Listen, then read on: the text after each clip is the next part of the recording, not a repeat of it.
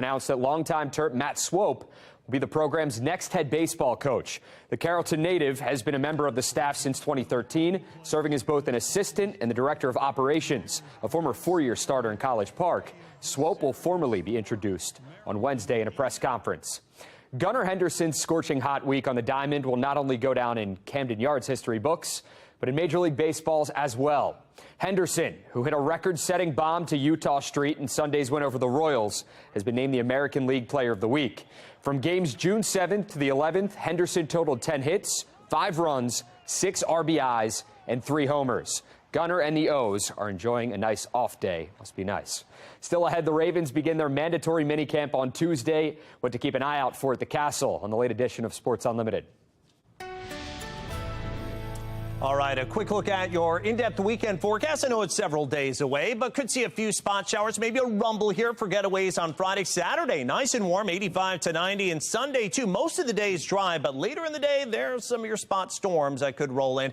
Kind of a real summertime weekend, 85 to 90. Again, the best risk of any rain and thunderstorms would be later on Sunday, so try to plan around that. If you're going down the ocean, wow, gorgeous weekend, mid to upper 70s. Slim PM shower risk as we head towards the end of the weekend.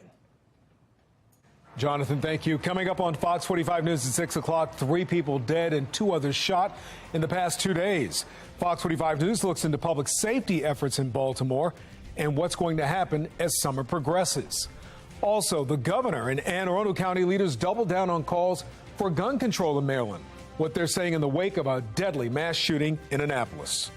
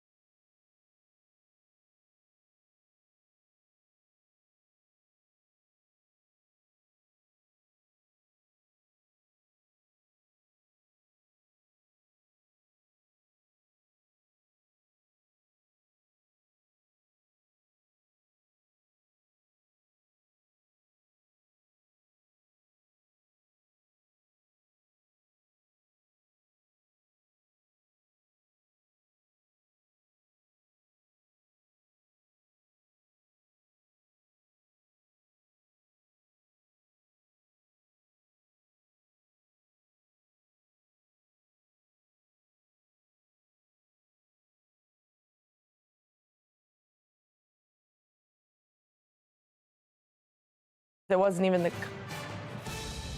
3 people are dead in Annapolis after a mass shooting last night. What we're learning about the accused shooter and the moments leading up to the gunfire. A violent weekend in Baltimore has some worried about the summer months ahead. The latest details on a shooting in one of the city's most popular areas. We are following breaking news. A body has been recovered in yesterday's I-95 collapse. We're also getting a timeline on how long the vital corridor could be shut down. Live from WBFF in Baltimore, this is Fox 45 News at 6. Good evening. I'm Rebecca Pryor in for Mary Bubala. Tonight we start with that heavy rain you saw hitting parts of Baltimore earlier this afternoon. Take a look at this. This is what it looked like outside of our station around 2:30. The rain severely affecting visibility on the road and in our parking lot. The downpour even started to create some light flooding in some areas because of just how hard it was coming down. Taking a live look now, you can see the Inner Harbor, our Chevy Storm Tracker out on the roads here in Baltimore, plus Towson, and our weather radar tonight. The conditions right now not quite as bad as they were during the heaviest parts of the storm earlier this afternoon. Chief Meteorologist Jonathan Myers is here now with a first look at what's ahead.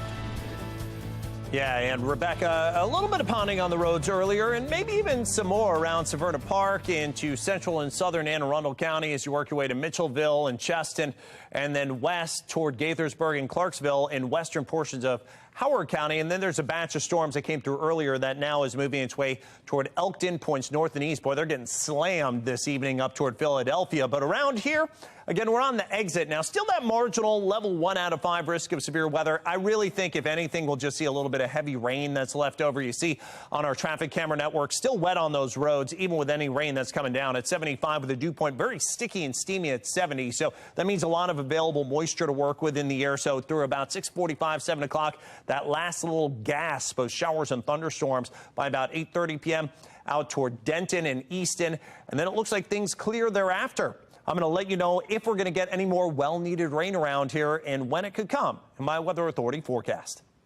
Thanks, Jonathan. You can put the power of the Weather Authority Storm Center in your hands. Download the free WBFF Weather Authority app for your smartphone and use our powerful Doppler radar to follow storms right down to your street. Just go to your app store and search WBFF to get started.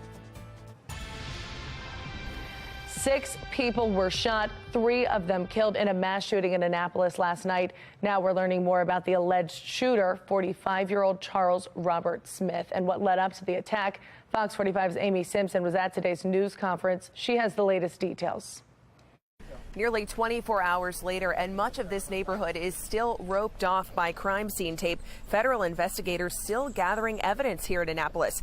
And while police say this type of violence is highly unusual for this part of town, charging documents now reveal this mass shooting began over a parking dispute on this cul-de-sac. This was the scene on Paddington Place late last night. Neighbors telling me there was a birthday party happening at a home on this block. It was reportedly a birthday party for one of the sons of the 55-year-old man killed. His 27-year-old son and a 25-year-old man were also killed. 3 more people injured. Now Annapolis police say 43-year-old Charles Smith surrendered peacefully last night after that shooting. He's now facing a slew of charges, including second-degree murder and attempted second-degree murder. Police confirming today they recovered a semi-automatic handgun and a long gun from the scene. But today police would not answer further questions about those weapons, did not say who they belonged to and whether or not they were legally obtained. The police chief also said it's too early to talk about motive. Our suspect is a white male and the 3 victims are Latino, but we can't draw any inferences from that. You know, we have to look at every possible angle. It's too early to tell what the motivation was, but if it is a hate crime, that falls under the U.S. Code, and it will probably be prosecuted in federal court. There's still a lot of questions that we have that have not been answered yet.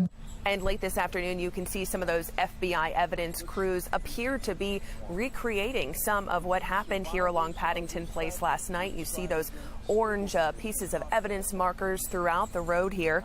Police said this will likely be a crime scene well into tomorrow, calling this a complex crime scene. We also learned the 3 other people injured in this mass shooting last night are in stable condition. The Annapolis police chief said they're expected to live, and that suspect is scheduled to be in front of a judge tomorrow morning. In Annapolis, Amy Simpson, Fox 45 News. It was a violent weekend in Baltimore as the summer begins. 3 people were killed, 2 people were shot and survived. Police are looking for the suspect they say shot a man in the chest in Fells Point over the weekend. Fox 45's Alexa Ashwell is taking a look at what we know about the case and concerns about safety in one of the city's most popular areas. This shooting happened in the northern part of Fells Point. Investigators have not yet said whether they believe this victim was the intended target. A motive has yet to be released.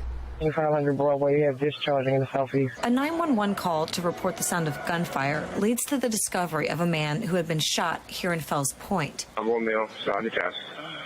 Need 1,600 bags. I need some units. I need a medic. The 21-year-old rushed to an area hospital, the violence adding to a troubling rise in homicides and shootings in southeast Baltimore. According to the latest statistics posted by Baltimore police, homicides are up 56% and shootings up 76% within the district compared to this time last year. Specifically in Fells Point, police say at least 133 crimes have been reported so far this year, with larceny and auto theft leading property crimes and robbery and aggravated assault leading reported violent crimes. Low-level crime escalates. It's a fact. Shop owner Beth Hawks has withstood a challenging few years here in Fells Point. Businesses were shut down amid the pandemic. Large crowds filled Broadway Square. People were assaulted, even shot. And the former city state's attorney had opted to not prosecute certain lower-level crimes, a move some believe handcuffed the police and fed the violence. I think that there's hope for change. Hawks speaking to new leadership within the state's attorney's office. The level of violence still a concern as we enter the heart of summer, a time of year when crime historically increases across Baltimore. Baltimore police have not yet provided any suspect information. No arrests have been made. In Baltimore, Alexa Ashwell, Fox 45 News. Starting today, the Baltimore Police Department and Sheriff's Office are starting to write citations for quality of life crimes. It's all a part of City State's Attorney Ivan Bates' citation docket. Fox 45's Mackenzie Frost joins us live in the studio after just speaking with Bates one-on-one. Mackenzie. Well, Rebecca, this is Bates fulfilling a campaign promise to really hold people accountable. There's a list of quality of life crimes that will now be enforced with these citations. And starting July 17th, the actual hearings will begin in the courtroom.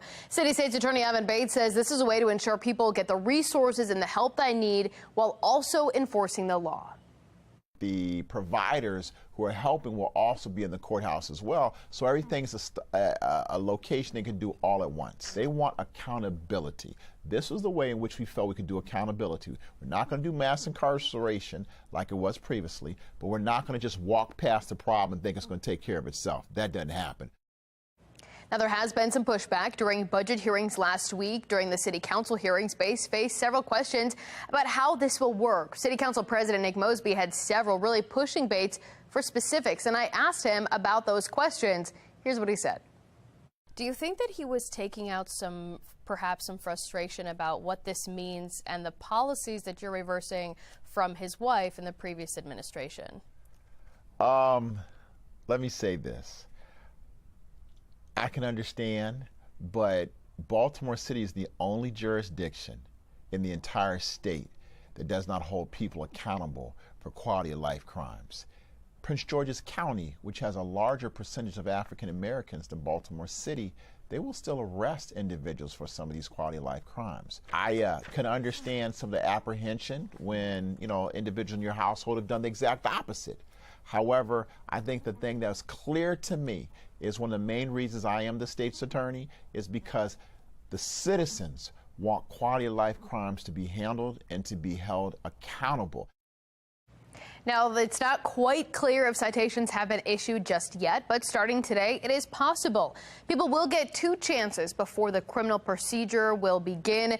During this interview, I also asked the city state's attorney about Michael Harrison stepping down last week as Baltimore Police Commissioner. You can hear Bates' reaction to what this means for Baltimore's crime fight and more from our conversation coming up tonight at 10. Rebecca? Thanks, Mackenzie. Happening around the state, a Baltimore 26-year-old arrested for allegedly killing his mother. On Saturday, police responded to a scene at Lorraine Avenue in North Baltimore. Investigators say Alan Jones stabbed his mother, 43-year-old Carla Jones, after an argument. She was already dead when police arrived. Alan Jones was taken to the hospital for a psychological evaluation, then charged with murder. A man wanted for murder in Wicomico County since 2022 has been arrested in New Jersey. The suspect, 44-year-old Riley Lee Collick, is accused of stabbing a 32-year-old Laurel man to death during an argument back in December. Collick is being taken back to Maryland to face charges. This investigation is far from over, though. Maryland State Police still want to hear from anyone who knows something about this murder. We're following breaking news tonight. A body has been recovered among the wreckage of yesterday's Interstate 95 collapse in Philadelphia. Pennsylvania State Police say the body has been turned over to the Philadelphia medical examiner, who is in the process of trying to identify the remains. No other information has been released. However, local reports are saying that it is the truck driver. It comes after officials announced earlier today that repairs to the fallen section could take months, affecting hundreds of thousands of drivers. The NTSB just gave an update on its investigation timeline, saying it should have a preliminary report on what went wrong in 2 to 3 weeks. Former President Trump's accused of putting national security at risk, but will that change what voters think of him? I'm Atrell Nashar with what a new set of polls is telling us.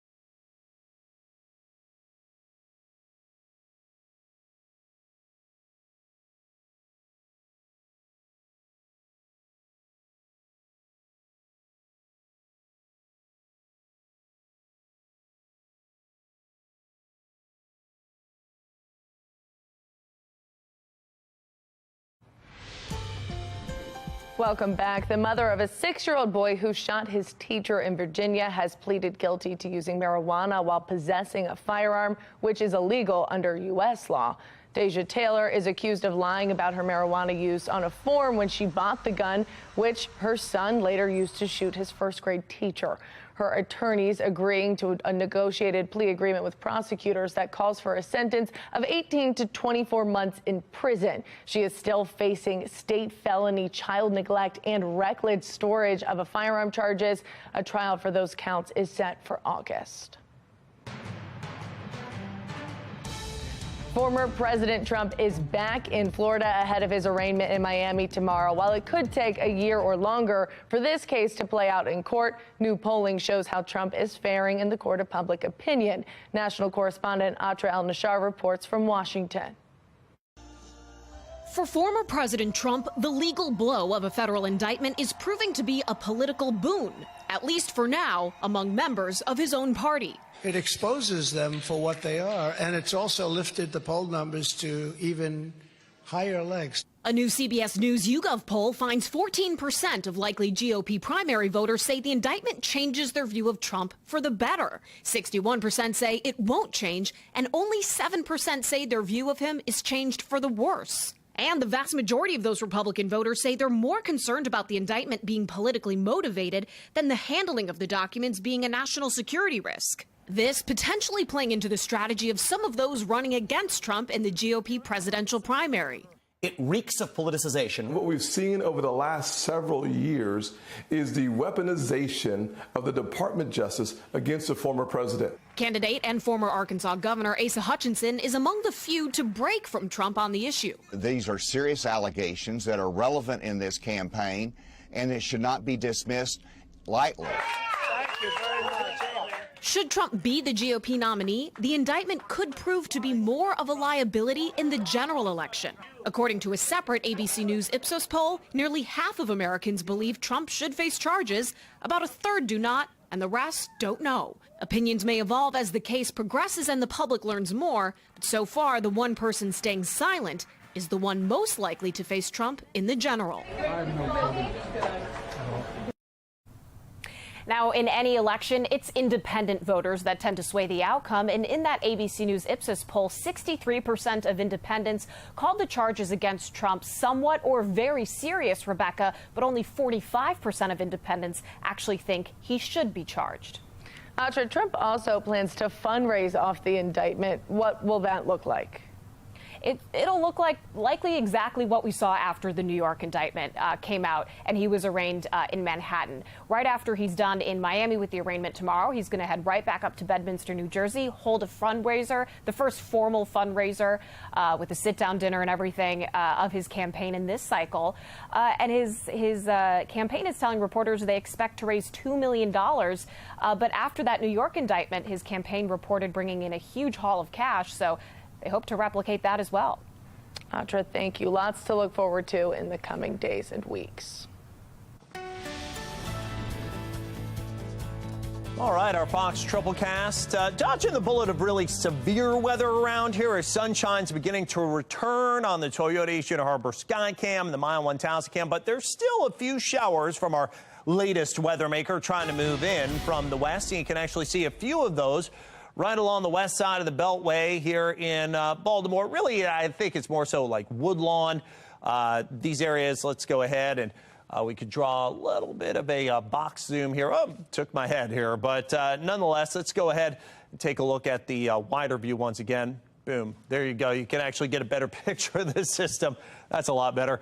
That's got some showers from Baltimore southbound toward Washington, D.C., down 95. And then there's a batch of heavier rain that's all the way up around Harrisburg, as well as Scranton, Pennsylvania, Vineland, New Jersey. They've been getting really ripped with a lot of heavy rain, even some flood warnings around the Wilmington, Delaware area. So just down the road, getting a little too much rain. But around here, we're still running 8.5 to 9 inches below average on the first half of the year in terms of rainfall. We've seen some up to about 2/10 of an inch of rain here in the city. Right now, again, mostly cloudy skies, 75 degrees of sun trying to pop out on the Toyota East Inner Harbor Skycam. Still, we are in the green, marginal 1 out of 5 risk of severe weather with slightly higher chances off to the east. But you'll see here on the computer models, I really think most of this rain has begun pushing eastbound now.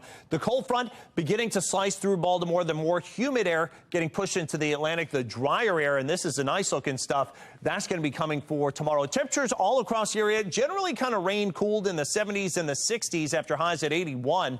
But notice you get to the west of the mountains, the sunshine comes back. We're back in the 70s into Columbus. So for tomorrow, we get into the sunshine between kind of two parts of this latest weather maker, the cold front pushing to the east, but then the main core of the storm, there it is out to the west. That could get here as we head into Wednesday. So Wednesday may not be quite as pretty of a day. But notice by about 8:45, 9 o'clock, that last little line of showers moving eastbound and the sunshine comes back as we head on into tomorrow, starting off in the 50s. And it looks like temperatures ending close to 80 degrees, drier, less humid for tomorrow. I'm going to let you know how long that drier trend lasts in my exclusive 10-day forecast coming up. Weather Window, presented by the National Weather Desk. Viewers in Amarillo captured some incredible supercells as storms moved through on Sunday. And when you get storms that look like that, you often get hail that looks like this. And beachgoers in Destin, Florida had quite the surprise over the weekend as a black bear joined them for a swim. After getting out of the water, it reportedly ran through sand dunes and left the beach.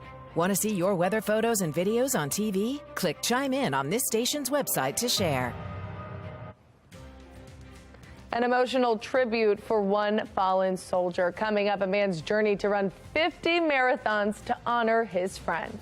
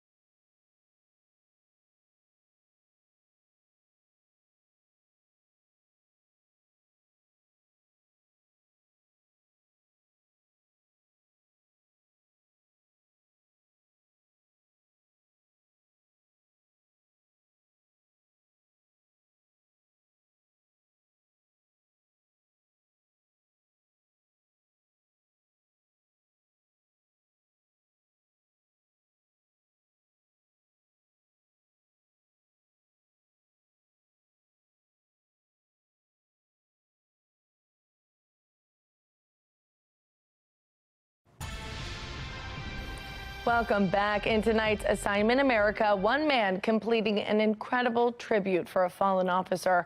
A retired Rochester, New York police sergeant ran 50 marathons in 50 days as a way to honor his friend's memory. Sam Carter from our St. Clair sister station in Rochester has his story. This was the scene early in the morning on July 22nd, 2022. Hours earlier, Anthony Mazurkowitz, a 29-year veteran of RPD, was killed in the line of duty. Since that terrible day, tributes have poured in from all over, but perhaps none more incredible than the one retired RPD officer Brett Sobereski completed this afternoon, running 50 marathons over 50 consecutive days, the last 3 miles of which he was accompanied by hundreds of people, all there to support Maz. I feel great. It was much ended greater than I had ever imagined. With over 1,000 people here and over 850 runners running the last 3 miles. It was just an amazing tribute to Tony and to his family. Sobereski ran through 8 states. That number was chosen because 8 is the number designator for the unit Mazurkowitz served in. His route took him from Florida, through Georgia, across the Carolinas, through Virginia, West Virginia, Pennsylvania, and finally back home to Rochester. The goal was to raise money for the Mazurkowitz family. But what started this whole thing was dealing with the loss of a brother. I don't process loss that well, and this really helped me grieve, helped me come to terms with Maz's passing, and I'm in a much better place now than when I started. Mazurkowitz and Soboreski knew one another while they were in RPD together, but never worked together directly. But for Brett Soboreski, that didn't matter. This was for someone greater than a colleague. It's funny, people think we were best friends. We worked together. I knew him since he came on the job, but we never worked in the same unit. But I always consider him, as a brother in blue, and just a tremendous, tremendous loss. In total, the run took Soboreski on an odyssey of more than 1,300 miles. For most, that's an incredible feat. But for him, the incredible thing is the folks he met